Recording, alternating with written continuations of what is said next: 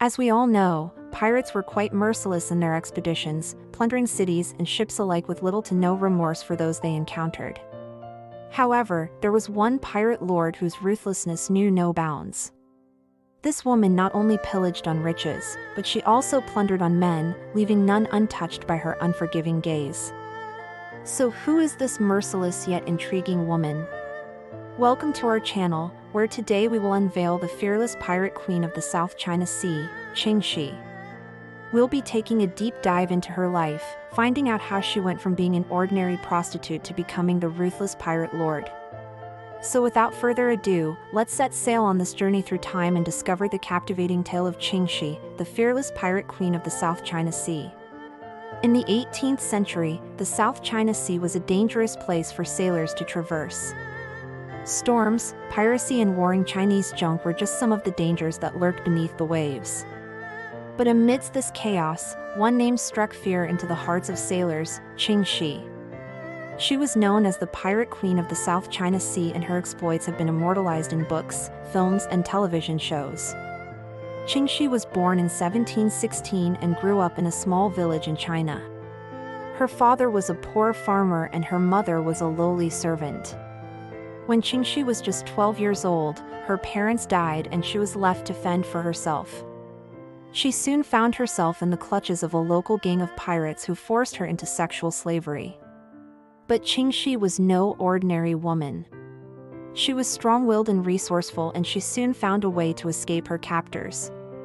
After escaping from the gang of pirates, Qing Shi found work as a prostitute in a casino. It was here that she met the infamous pirate lord, Qing Yi. They fell in love and eventually got married. Together they had 2 sons. When Qing Yi died, Qing Shi took over the pirate fleet and became the pirate queen of the South China Sea. Qing Shi's fleet thrived due to the introduction of accounting practices. Her crew consisted of nearly 3,000 members, and she amassed a fortune during her reign. Loot taken from Chinese merchant ships was recorded in detail, and any theft from the loot was met with execution. Members of her fleet paid taxes and followed accounting rules, or they would be thrown into the sea. To ensure honesty among her crew, members of her fleet who wanted to leave had to pass through an accounting audit. This ensured that they did not leave with any ill-gotten gains.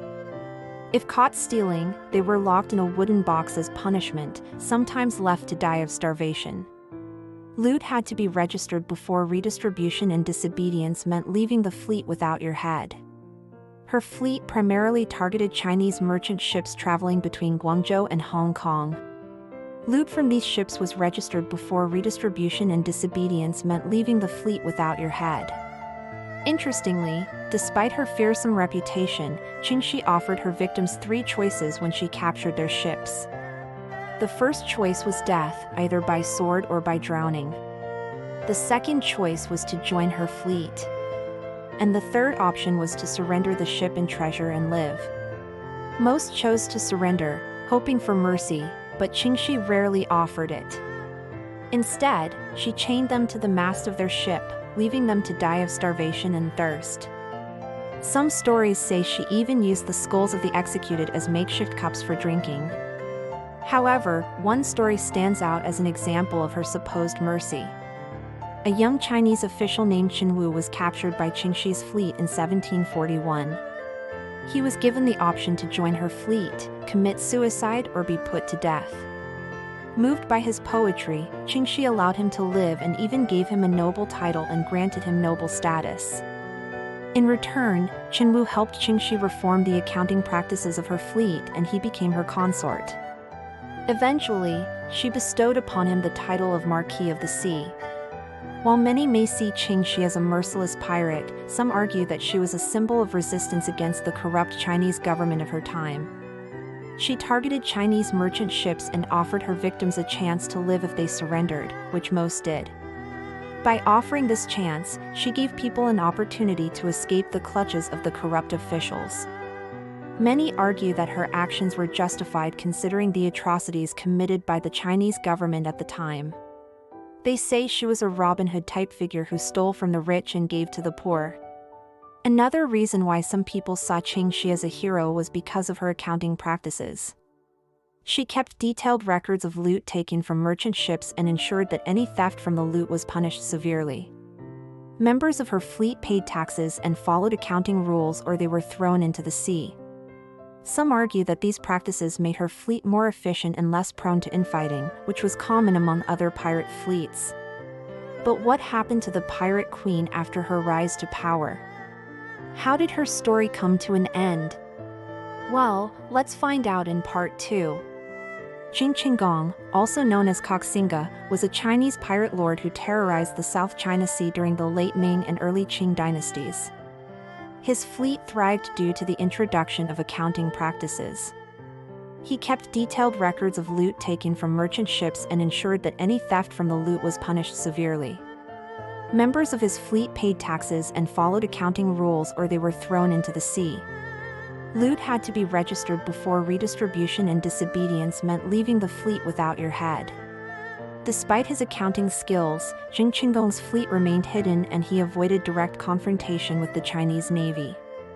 Loot had to be registered before redistribution, and disobedience meant leaving the fleet without your head. One day, Jing Qinggong and his fleet attacked a Chinese military ship, killing everyone on board except for the captain. He was taken to Jing Qinggong's ship, where he was offered 3 choices. The first choice was death by sword or drowning. The second choice was to join Jing Qinggong's fleet.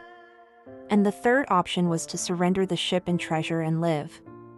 The captain chose to surrender, and Jing Qinggong agreed to spare his life. However, he warned the captain that if he tried anything funny, he would be thrown into the sea without hesitation. After the battle, Jing Qinggong ordered the loot from the military ship to be brought before him. As the soldiers brought in chests of gold, silver, and jewels, Jing Qinggong noticed that one of the chests was missing. He asked his men about it, and they told him that they had already distributed the loot from that chest. Jing Qinggong was furious and ordered that the soldiers responsible be brought before him. He questioned them, and they admitted to stealing the loot. Jing Qinggong was outraged and ordered that they be thrown into the sea. As the soldiers were being led away to their deaths, they begged for mercy, but Jing Qinggong was unmoved. He believed that stealing from his fleet was a serious offense and would not tolerate it. Jing Qinggong then turned his attention back to the loot. He ordered that the chests be opened and the contents spread out before him. He began to count the coins and jewels, making sure that everything was accounted for. He knew that if there was any discrepancy, it would lead to infighting among his men, and he would not allow that. After the accounting was complete, Jing Qinggong ordered that the loot be redistributed among his men. He wanted to make sure that everyone in his fleet felt like they were fairly compensated for their hard work. Jing Qinggong then turned his attention back to the military captain. He had watched the entire ordeal unfold and must have been terrified. But Jing Qinggong decided to give him another chance. He offered him the same 3 choices, but this time he added a 4th option. He told the captain that if he proved himself to be trustworthy, he would be given a noble title and granted noble status within his fleet. The captain thought long and hard about his options. On one hand, he could choose death, but he didn't want to die. On the other hand, he could join Jing Qinggong's fleet, but he didn't want to become a pirate. Finally, he decided to take Jing Qinggong up on his offer and chose to stay alive and prove himself worthy of the trust. Jing Qinggong agreed and appointed the captain to a position of authority within his fleet. He gave him the title of Marquis of the Sea and tasked him with overseeing the distribution of loot.